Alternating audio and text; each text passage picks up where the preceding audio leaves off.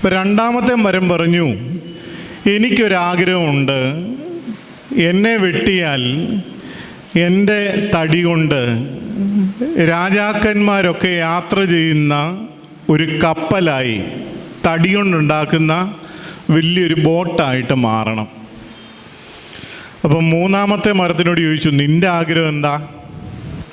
അപ്പം ആ മരം പറഞ്ഞു, നിങ്ങളെ രണ്ടുപേരെയും വെട്ടിക്കൊണ്ട് പോവുമല്ലോ അല്ലേ, പിന്നെ ഈ കുന്നിന് മുകളിൽ ആര് മാത്രമേ ഉള്ളൂ? ഞാൻ മാത്രമേ ഉള്ളൂ.